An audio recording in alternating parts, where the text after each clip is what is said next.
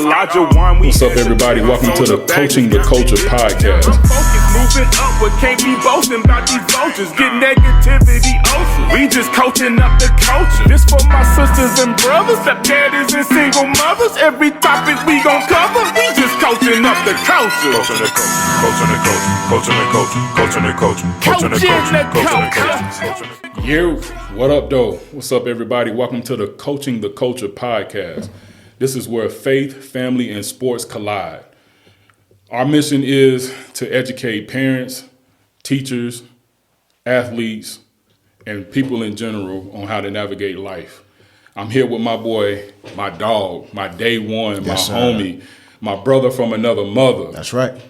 Mr. Coach Ezzy. So I'm calling him Minister Ezzy, sometimes Coach Josh, Coach Ezzy, but presenting my brother. Sir. And he has, we both have similar backgrounds, man, and we're coming to you on this platform. I'm going to give him a chance to kind of give his background, and then I'll share my background. Well, so pretty much I've been in the game, in the ministry, and as well as an entrepreneur for 20 years. Started off at the campus of Oral Roberts University.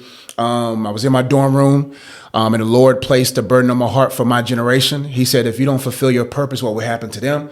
So in 2008, did 2 concerts there on the campus of ORU. After that, man, I couldn't even get back into school. So when I got back to Charlotte, I asked the Lord, what does he want me to do? And he told me to go to Walmart and get a camera. And ever since then, I started my YouTube channel, wrote a book called Unplugged. And ever since 2008, 3,000 videos on YouTube, 10 years of doing Unplugged, 10 books, writing my 11th one now. Just humbled by the opportunities God has given me. And so I've been in the school system for about 7 or 8 years now. I had an after-school program called Propel. And so my mission is to help people grow holistically for God's optimal use. So that's what I do. And I'm excited to help my brother, to join forces with my brother, Coach Mel. I remember we was center court, Coach. Yep. And we dapped each other up. And at that moment, hindsight being 2020, we didn't know God was going to bring us to this point. Yeah. And that's the thing, man. You can't question God's timing or his alignment. That's right. Yes, sir. And that time on the court, you was like, yo, Coach, I see them bringing you in. And sure enough, it happened, man. Yeah. So go ahead, tell people what is your YouTube channel and what's your Instagram so they can follow you and all that. Yes. So pretty much on YouTube, I am just simply Joshua Ezzy. Excuse me. E as in elephant, Z as in zebra, E as in Elvis, Nigerian. Joshua Ezzy on YouTube, at My Coach Josh everywhere else. Spotify, anywhere you get podcasts, Instagram, My Coach Josh, Facebook, My Coach Josh. So that's where I'm at, Coach. That's what's up, man. And I'm Coach Mel, like I said, and my journey started off coaching basketball. Mm-hmm.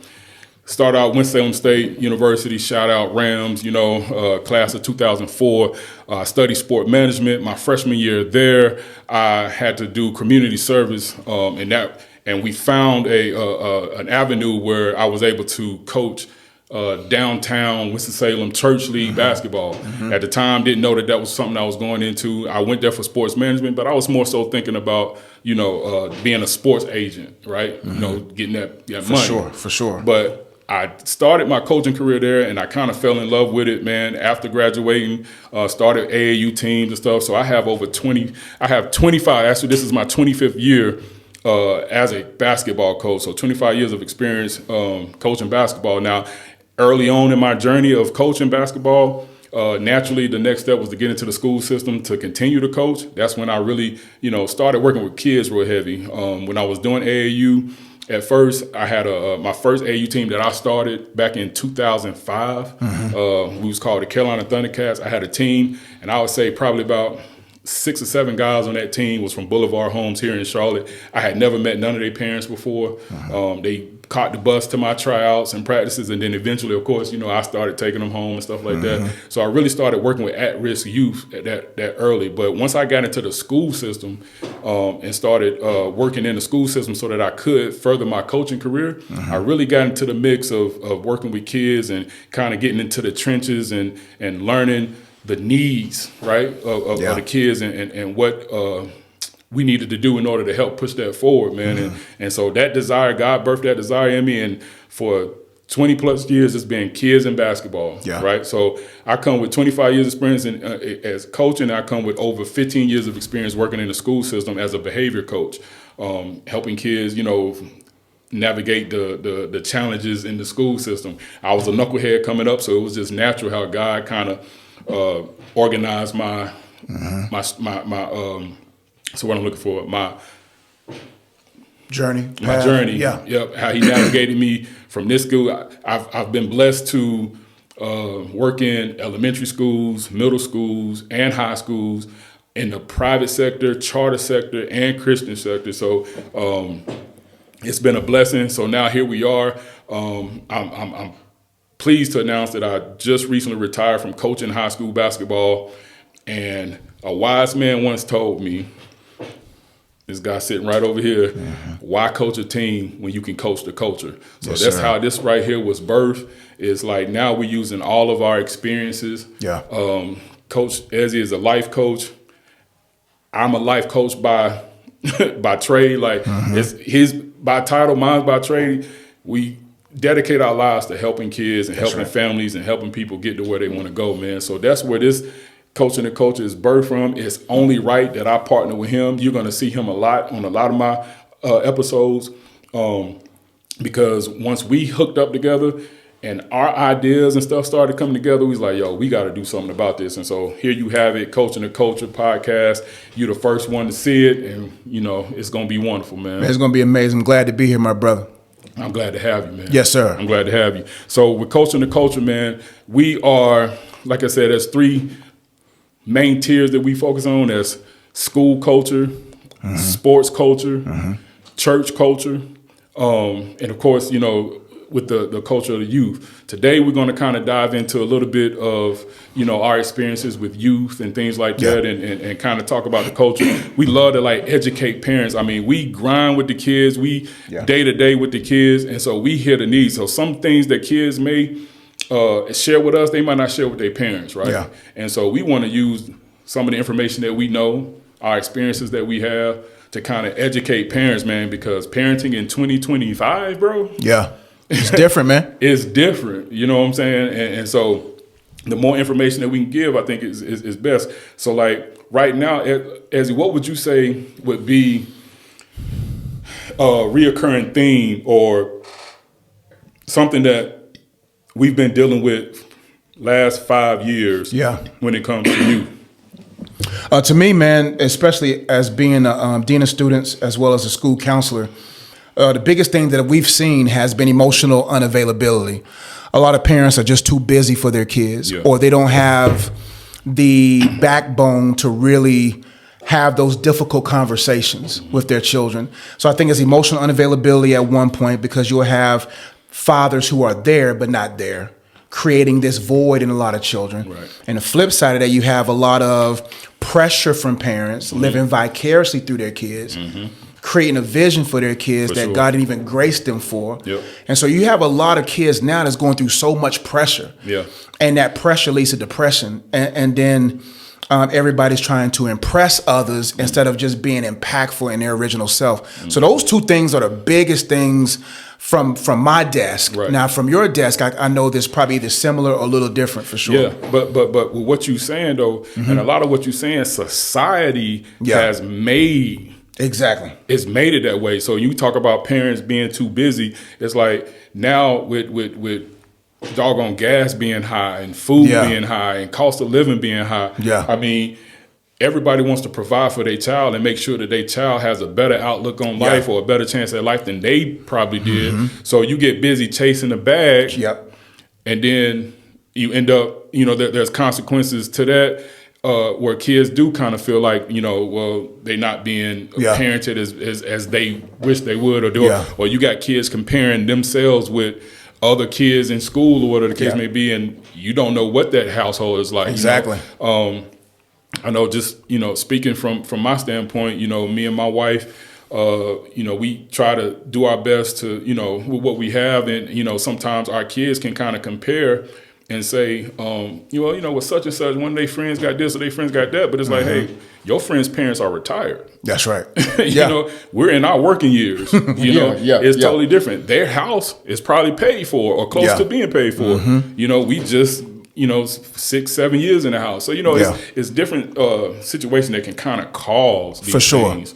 And But like you say, these kids come to school and they come right to us, and they they yearn for that attention and for that guidance. Yeah.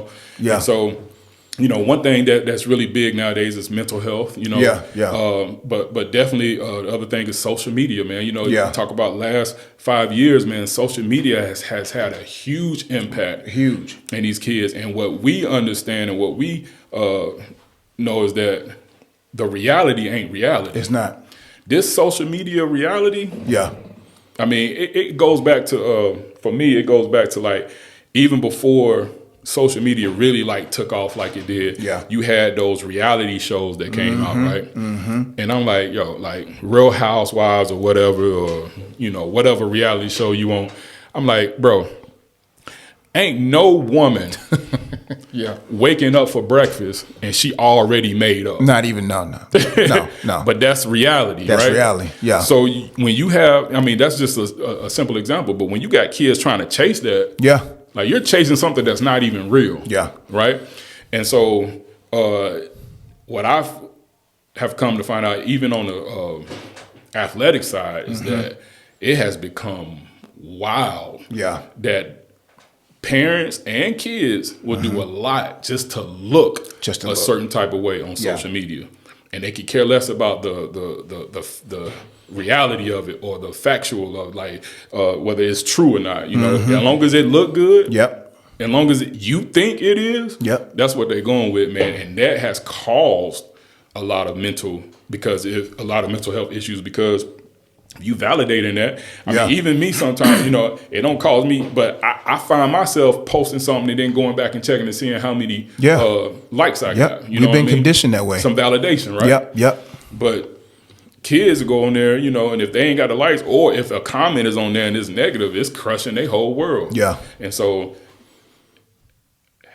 kids navigating that, and then helping parents to help kids navigate that has really been a challenge. And I don't think parents understand just how much that has an effect on them. Yeah. How much screen time you allow and how you developing them up front is really affecting their kids. And I think a lot of people don't understand just how, I wouldn't say evil, but how people behind these social media platforms designed it to be that way. Yeah. Designed for the mind to get to the money.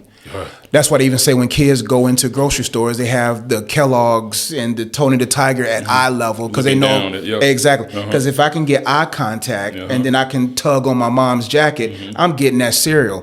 And so when you look at social media, it's social engineering young minds for the social takeover when they're our age. So now if you have not processed the ability to critically think and to be able to process information in real time, then when you're in a real time situation, your mind is ill-equipped for that. And I think parents their philosophies, their ideologies are antiquated. Like they're so old school that they don't see the dangers of social media and how it's actually raising their kids. And parents, because like you said, society-wise, it's so got to get that bag. And you're working for corporations, working for others, and not really tapping into other giftings. Now all of a sudden you're going to slide that tablet over there. Give them a phone because I'm tired, I'm burnt out, I don't want to parent, and now I can't even really guide you and say, no, we ain't watching that. Right. Because if you understand that social media is social engineering the way they think, then you will take the time to say, okay, give me that phone. Let's actually spend time. Because, Coach, we know how it is. We work full schedules. When we get home, man, we's crazy. We work at a school, but that's our second job. When we get home, we clocking in, right? We get to the little clocking machine right there. Beep. Yeah. And now, like you say, so piggyback a little bit of what you said, but the parenting aspect of it has changed, right? When you think about how we was raised, when we was raised, I'm talking about my household, bro. First of all, we never had cable. I never had cable. I grew up in a strict Christian household, right? Never had cable. And so there were certain things that, you was not allowed to watch. Even shows that I felt like was innocent that wasn't really, but like my dad would always be like, man, we ain't about to watch nobody sitting on TV acting a fool, right? You know what I mean? For sure. And so it was certain things that he knew that he wanted to keep us away from. Yeah. Now, fast forward to us now having kids, we're trying not to be as strict. Exactly. And not, had it because we didn't like it coming up, so we're not going to put that on our child. Yeah. So now what that has done is open the door. Yes, sir. Yep. So now we're allowing our kid here, it's YouTube or it's whatever, it's okay. But, I did a lesson one time and, talking about the black mirror, right? So when you look at these devices, the Bible say, beware of Satan's devices. Yeah. Right? These are devices that we got. Yes, sir. Right? Now you look at your device, right? right. Mm-hmm. When it's off, your TV is off, your phone is off, your computer is off, you're looking at a black screen, blank screen, black mirror. So, before, with witches and warlocks and stuff like that, some use a crystal ball, some use a black mirror, right? And so the black mirror was to summon channels, right? So now when you look at TV, right, you have channels. You have programs being programmed. So you're inviting certain spirits inside of your home and inside of your mind and your body. And we don't even understand how detrimental. And Satan has become so crafty that he makes it look very kid friendly. Like I remember, in the house, I'm like, and my daughter is watching a YouTuber, and it seemed like they're not doing anything. They just, whether they doing pranks in the house or they're in this house and they doing like these little activities where you get like a big old bottle of ketchup and you doing just little silly stuff, right? And it ain't that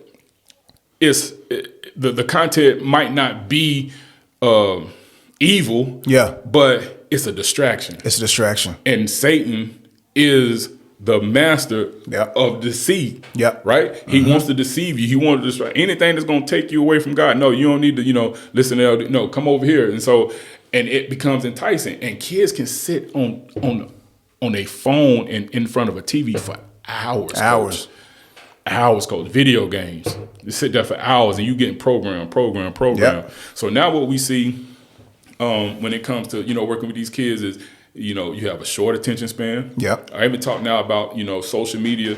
Now social media, if you're looking at reels and stuff like that, it's 30 seconds, 20 seconds. I look at my, when I post a video and I go back and look at my stats and see, how many views I got, how many likes I got. There's one that I look at, the stat is watch time. Watch time, How long did they watch the video? Now I can have a minute video, just 1 minute. Average watch time, 14 seconds. You know what I mean? Average watch time, 9 seconds. Scrolling on to the next. And that directly has an effect with kids in school. Right? For sure. Now I can't sit in class for 2 hours and listen to you talk to me about history. And math. And English. Because in my mind, I'm steadily scrolling. And that's why I love what you said as far as like the channeling of spirits. Like people don't understand that if there's no generational conversation, you're going to get the other extreme of a generational curse. Generational conversation means if our parents would have told us, this is the reason why we're not watching this, because of X, Y, and Z. But unfortunately, a lot of parents are not theologian enough to rightly divide the word of truth enough to be able to anchor current realities with the ancient but present text that'll help you to teach your kids what's the next thing to do. So if there's no conversations being had generationally, then the parents are going to naturally go to the other extreme of a curse. They may not repeat what their fathers and mothers did, but they'll do the opposite side and still curse their children, even though they thinking they're keeping their child from how they were brought up. And so when you have this loose parenting, and we're not trying to say to go to the extreme of like being like overbearing, but a lot of parents have unhealed wounds and they're wounding their children by through ignorance, through negligence, or through arrogance. So now you're wounding your children because you don't even know what's going on, or you're wounding your child because of negligence. You're just like, you know what? I know what's wrong, but it ain't that bad. Arrogance is like, I know what I'm talking about. This is the way to go walk in it. And then when that kid turns 23, that kid realizes this ain't the way I was supposed to walk through, but the wound has already been made. And so I think parents have to wake up and say, yo, am I parenting Is my parenting style aligned with God's designs for parenting? Am I sparing the rod? Am I allowing my anger as fathers to push my sons away? Am I treating, the Bible even says very clearly about husbands that if we don't take care of our wives, even our prayers go unanswered. So now your prayers for your business, your prayers for your ministry go unanswered because you are completely unaware of how you're treating that child's mother, right? And the imagery, the Bible says in the beginning, God said that let us make man in our image and in our likeness. What are the two things you see online? Images and likeness. And it's the perversion of it.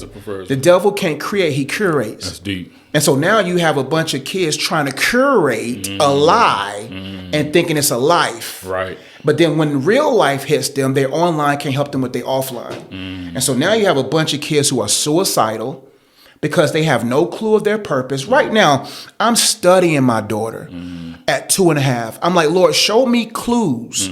Show me cues where I can be able to curate or create an environment or an atmosphere that's tailored to her bent. Lord, I have to ask God, is there any holes in me as a parent where I'm when she's 12?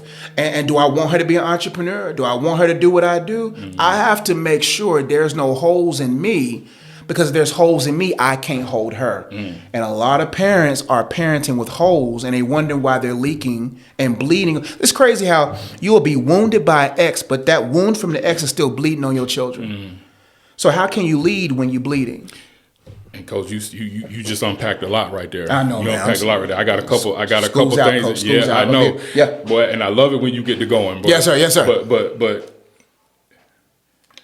when we talking spiritually, right? Yes, sir. You guys, some of us Christian parents are too holy to fill the holes. Ooh, come on, Coach.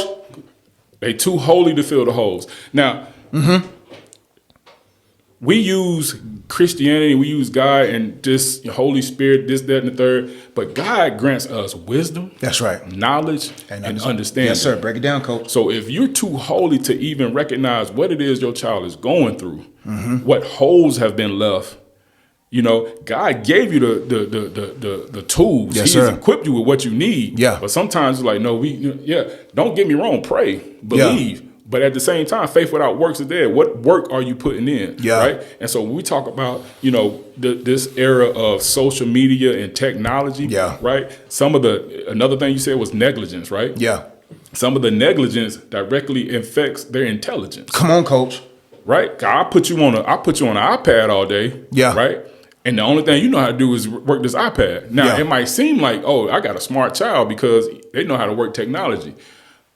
But get them out here in this real world. They have no practical values, right? They have no common sense, right? They don't have certain things that so you have to lead God. And by no shape of imagination are we trying to bash any parents. Once again, we're trying to educate. Once again, I'm a parent myself. I have two 16-year-olds and we got a 23-year-old. And so all this information is coming, but we need to be aware of such things, right? Yeah. Because what you don't teach your child, somebody else will.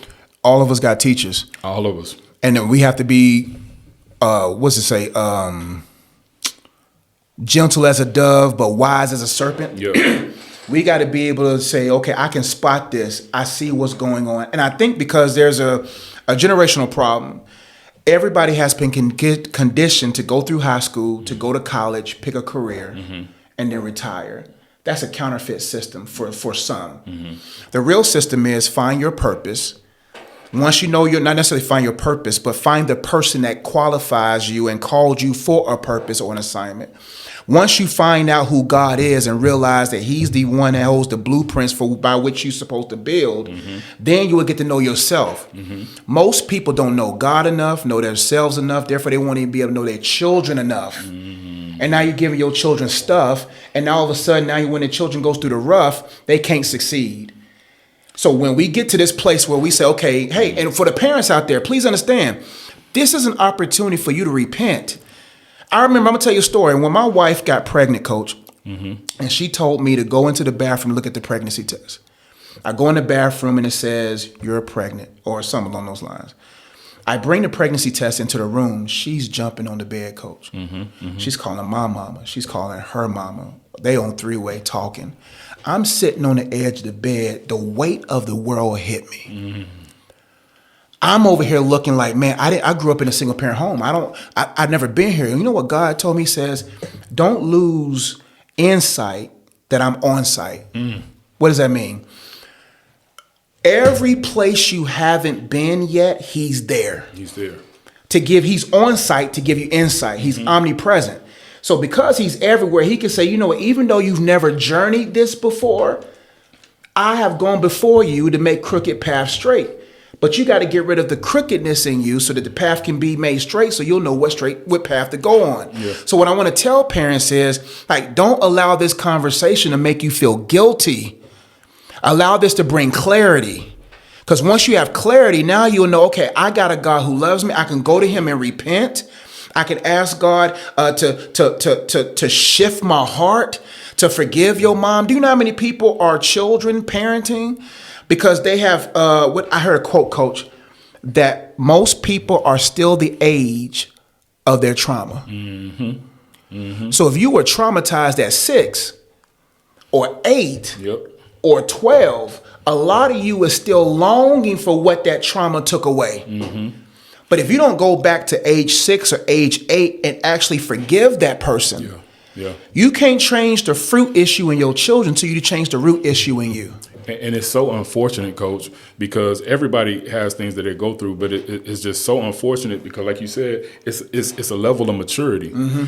There's a level of when my son was born, man, my life, as it were, ended. Yes, sir. And I had to live for my child. Yeah. So everything that I put in place, whatever happened in the past is in the past. Bro, I got a child. Yeah. Now, as men, we're providers, so we thinking off the muscle. Okay, me working ain't working for me no more. For sure. I ain't working to just pay rent or feed myself. Yeah. I'm working so that anything this boy needs, got it. I got to give to him. But what's sad is that, a lot of the kids nowadays got a lot of holes. And, I already said some parents are too holy to fill the holes, but also you can't fill the hole if you're half. Come on, Coach. If you're broken. That's right. If you're not whole yourself, yes, it's sir. hard for you to feel. So if you still, like you said, dealing with those traumas, dealing with those things that you had happen to you in your life early on, you got another life. Yeah. that you gotta provide for, that you gotta give to. Yeah. Right. And so, but in that sense, I'm encouraging all parents to allow that child to close your hole. Yeah, I see. Allow that child, whatever hole, because at the end of the day, they shouldn't have to deal with or deal with the consequences of your shortcomings. Yeah, right. Yep. I mean, that's part of maturity, man. Like, I got to man up for my son. Like, we got to woman up for our children. Yeah. Like, so they shouldn't have to deal with the things that we went through. So allow them to fill that hole so that you can then in return fill their hole. Yeah, right? Man. And go ahead, Coach. I'm sorry. You too. There's a Bible verse that says that a wise man leaves an inheritance for his children's children. Mm-hmm. I shared a quote in chapel. I said, what will you leave when you leave? Mm-hmm. The issue with a lot of parents is they don't even know what they're going to leave them when they leave them. Mm-hmm. So what type of inheritance should a parent be thinking about? The Bible talks about leaves an inheritance for his children's children. Before you can leave an inheritance, you got to think about your children's children.